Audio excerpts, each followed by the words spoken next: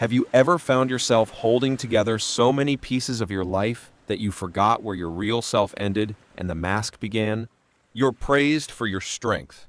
You keep going. You carry others. You always smile. And everyone thinks you've got it all figured out. But at night, when the performance ends, when you're alone with your thoughts, something aches quietly behind your ribs. Not from a single wound, but from 1,000 tiny fractures you never let anyone see. There's an image that haunts you. Maybe you've never seen it, or maybe it's just been waiting in the corner of your mind. A skeleton gripping its own fractured skull, not hiding it, not trying to fix it, just holding it, as if it has finally accepted something the rest of us are still too afraid to admit, that being broken is not the opposite of being strong. It's the first step toward becoming whole. This isn't morbid. This isn't about death. That skeleton isn't dead. It's awake. It's not mourning the break, it's studying it, revering it. Because in the world Carl Jung revealed to us, that image doesn't symbolize defeat. It symbolizes transformation. But our culture doesn't tell you that. Instead, it tells you to stay strong, fake it till you make it. You were taught to be unbreakable. And so you hide your shame, your rage, your heartbreak.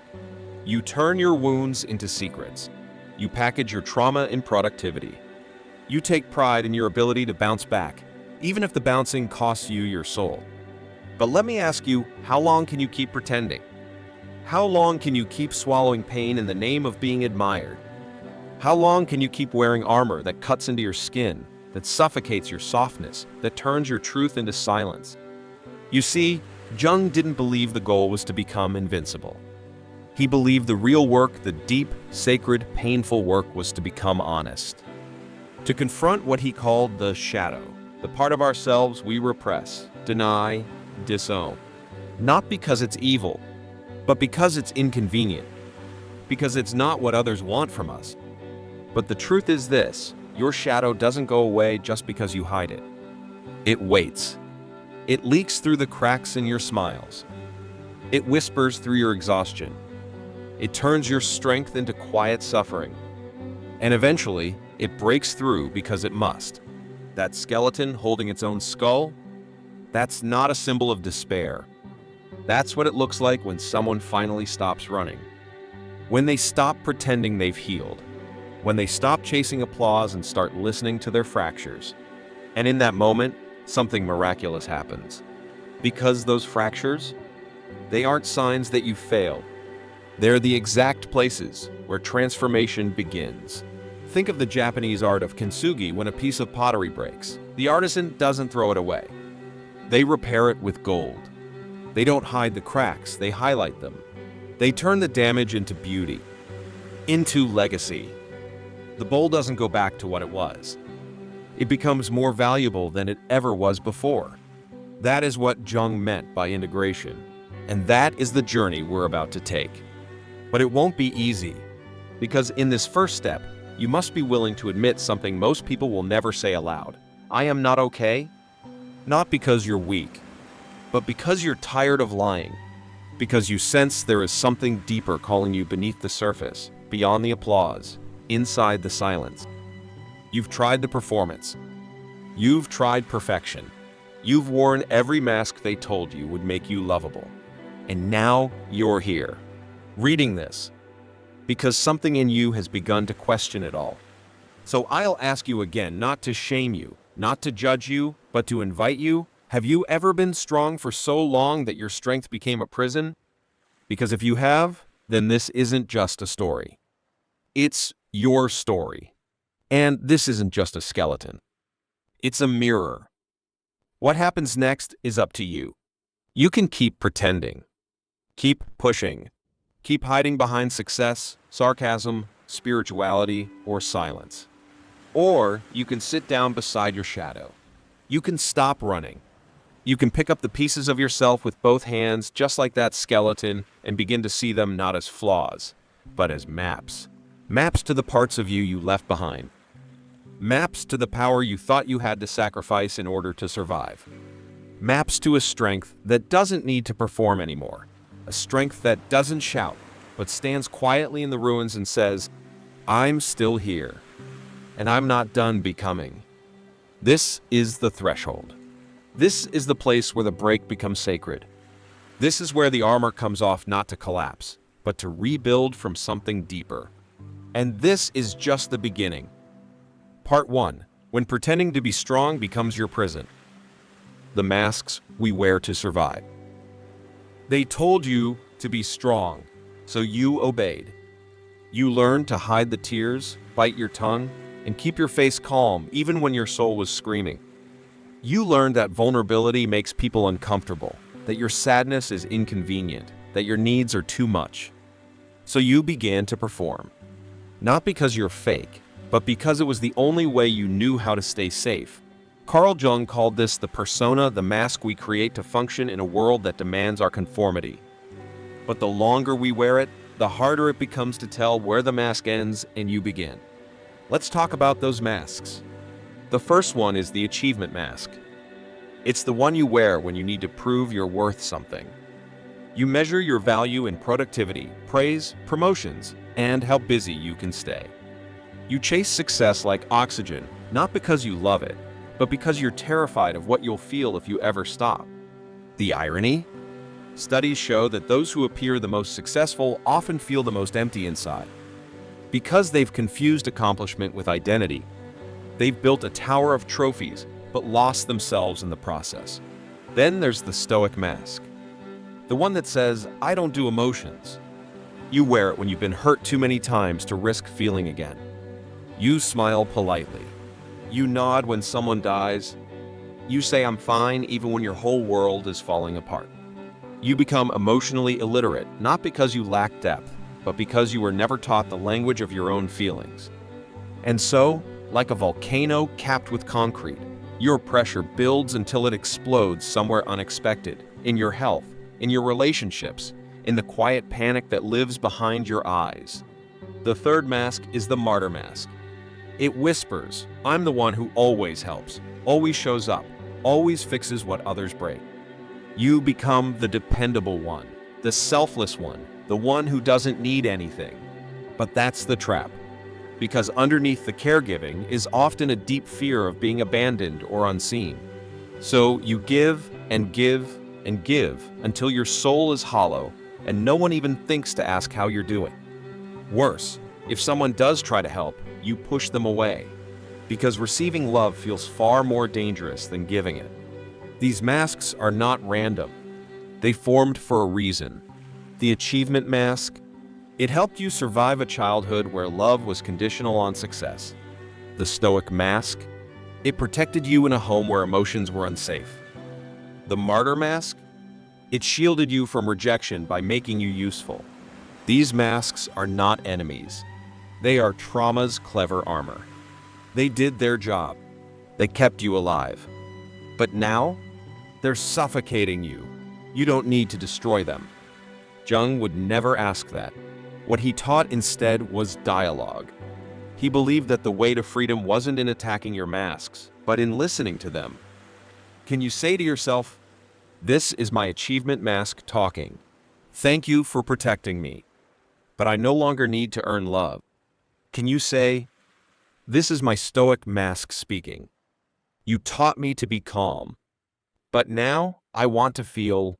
Can you say, "This is my martyr mask showing up again. I know you're trying to keep me needed. But now I deserve to be supported too." Integration begins when we stop being ashamed of our armor and start becoming curious about it. When we ask, "Who gave me this mask? Why did I feel I needed it?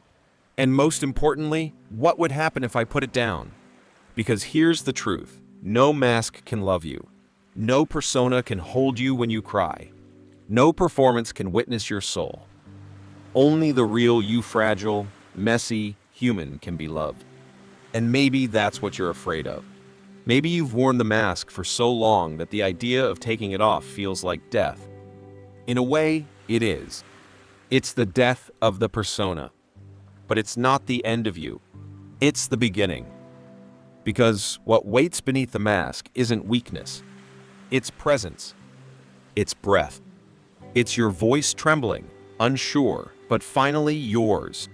You've spent years earning applause for being what others needed you to be. Isn't it time to be who you are, even if no one claps? This part of the journey is painful. You'll be tempted to put the mask back on the moment you feel exposed.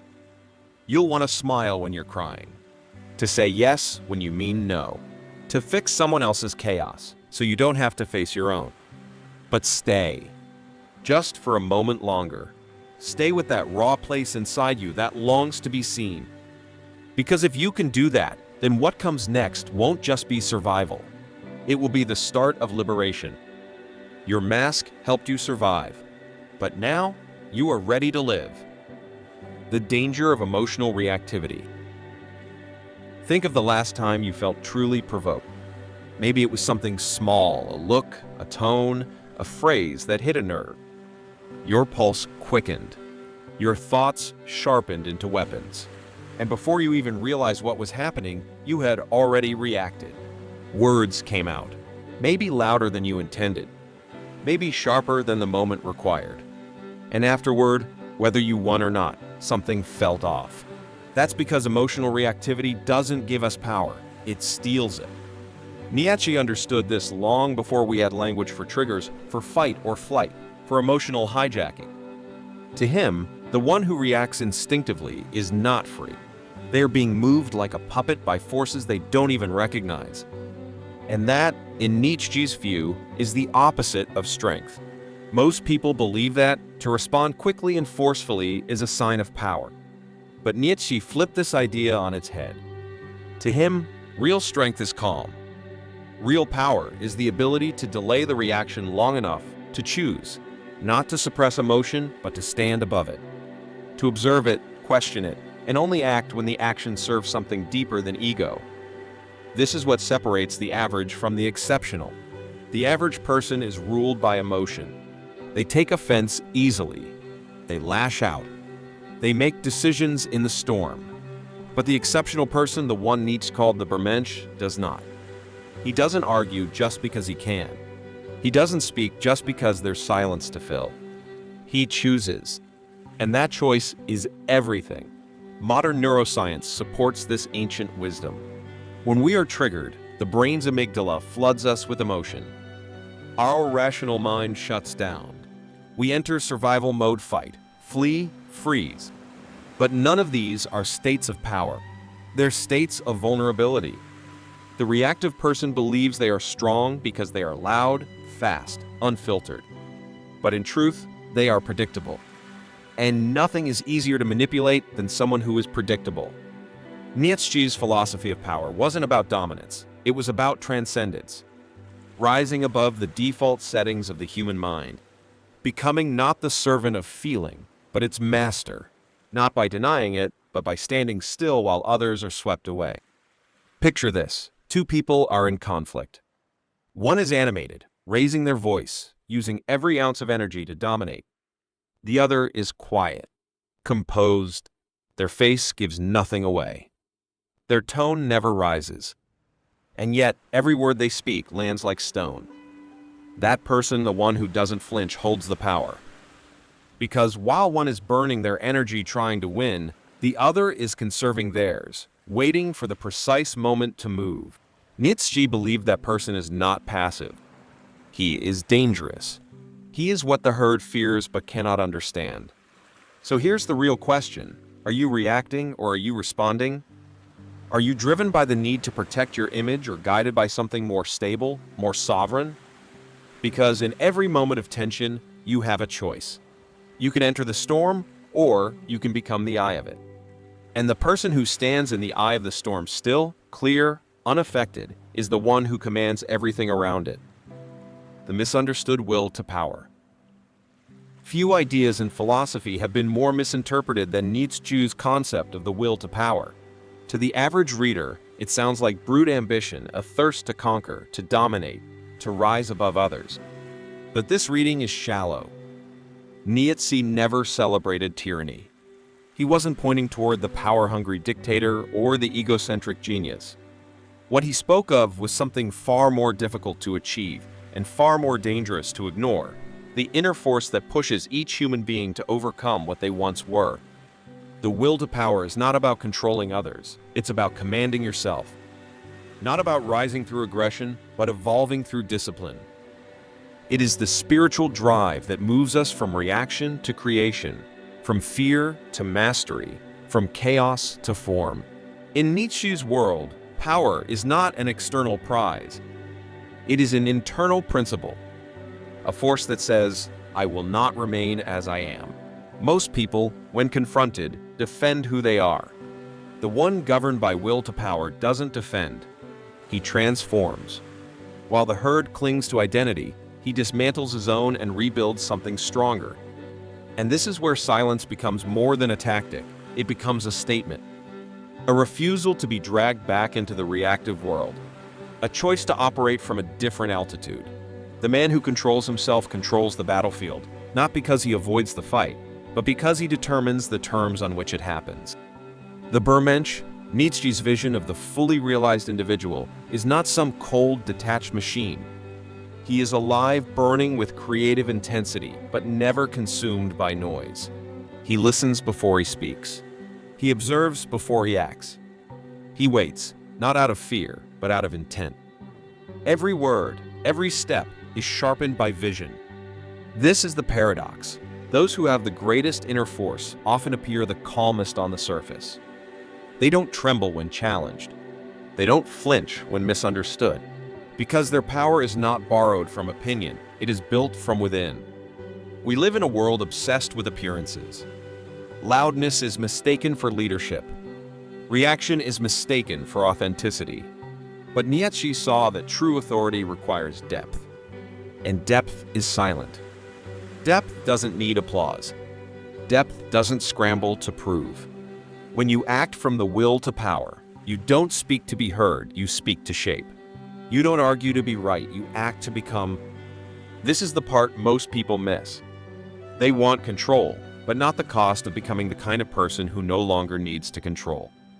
They want power, but not the self-overcoming that makes it possible. So here's the reflection. In your life right now, are you trying to win or are you trying to transform? Because transformation is not loud. It doesn't need to be. It happens in the silence between who you were and who you are becoming. And when you understand that, you realize what Nietzsche really meant.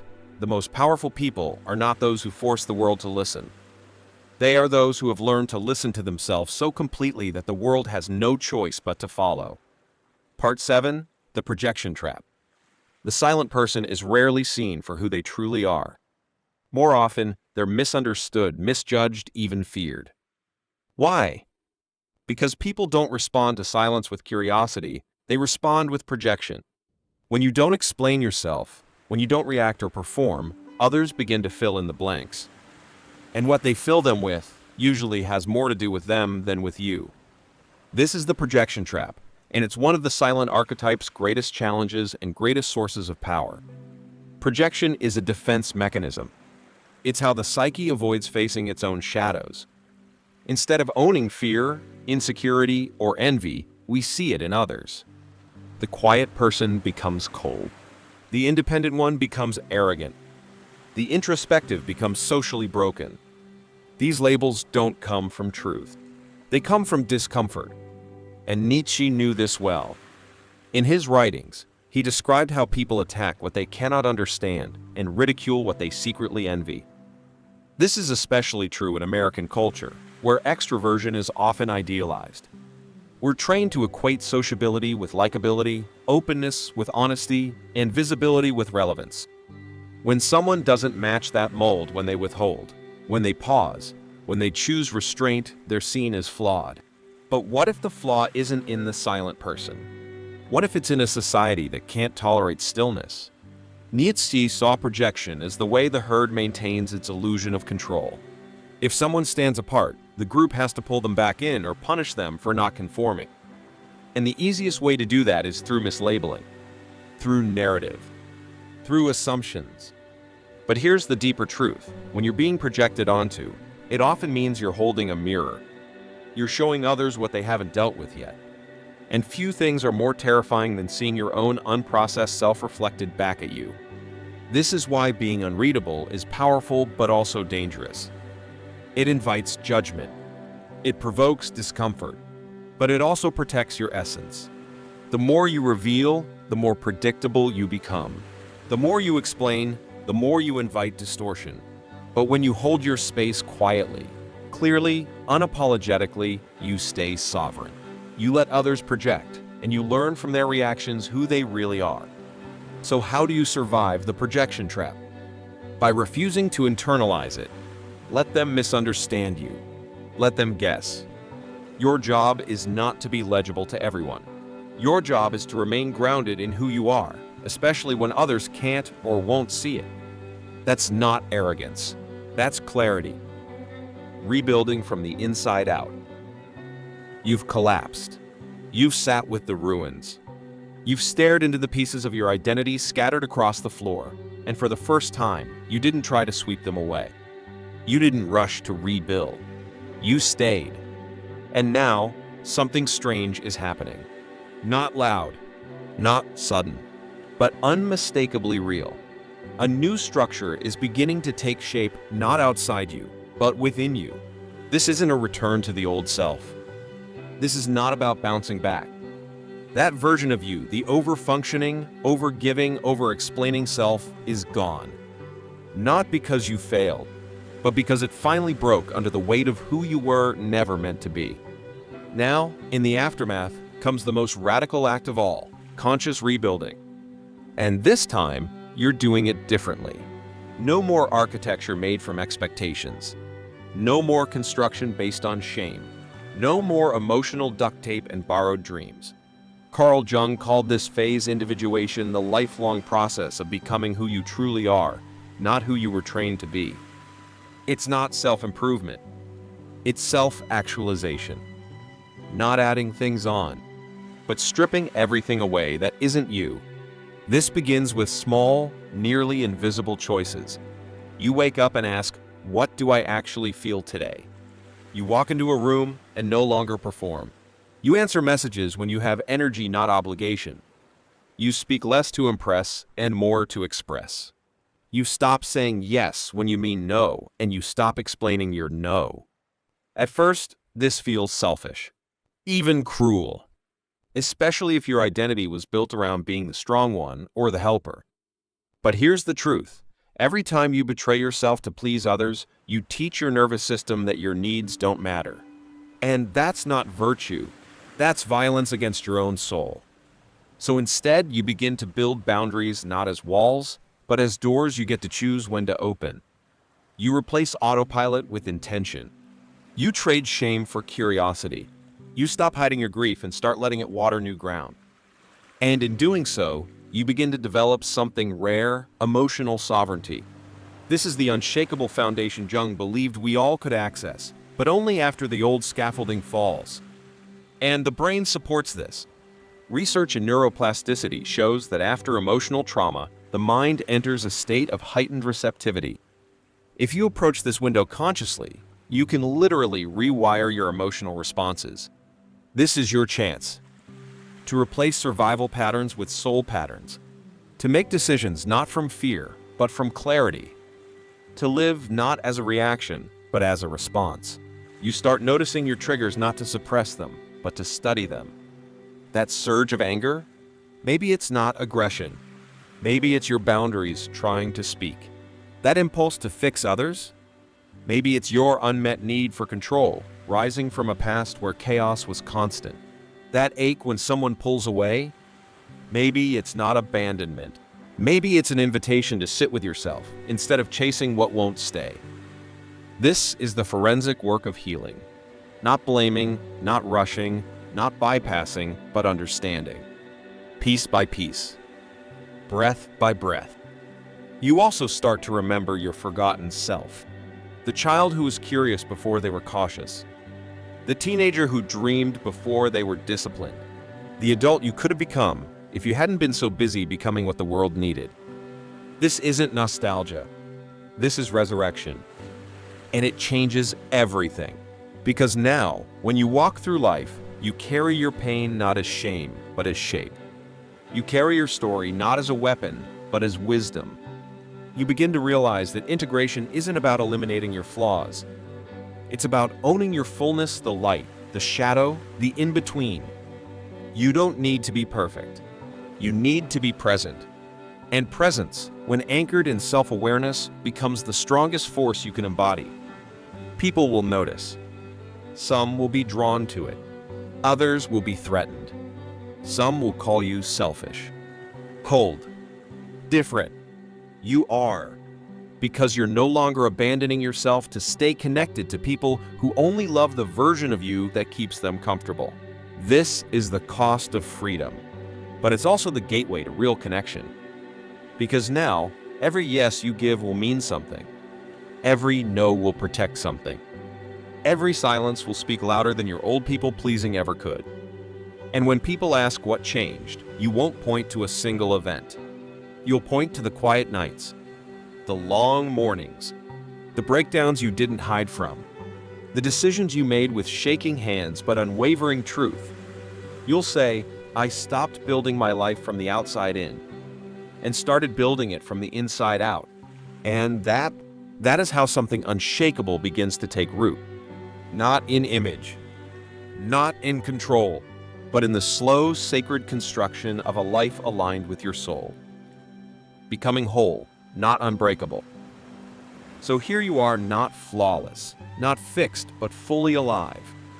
Not armored, but awake. Not who you were, not who they expected you to be, but someone entirely new. Someone real. Someone whole.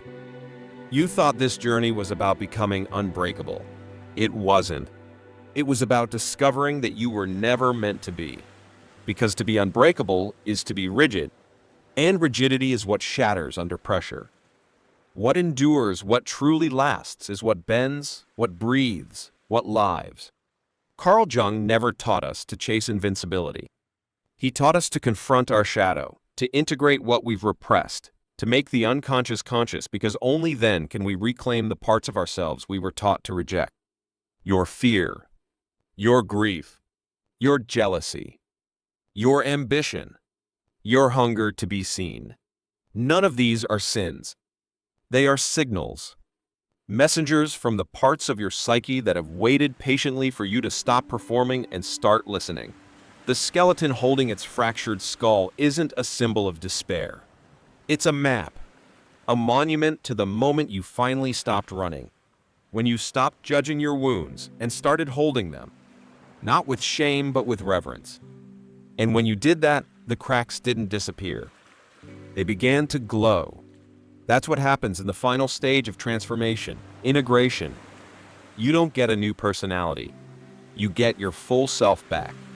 You no longer react to life, you respond. You no longer chase approval, you stand in your truth. You no longer reject discomfort, you allow it to teach you. And now, your strength doesn't come from your ability to avoid breaking. It comes from knowing how to break and how to rebuild with love. This is the paradox. True resilience doesn't look like power. It looks like tenderness held with precision. You cry more freely now, but your tears don't drown you. You speak with more softness, but your words carry weight. You laugh with more abandon, but your presence feels anchored. People might not understand it. They'll ask if you're okay. They'll wonder why you're different. You are. Because you stopped pretending.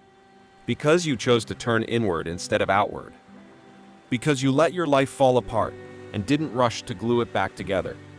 And now, you are not performing peace. You are living it.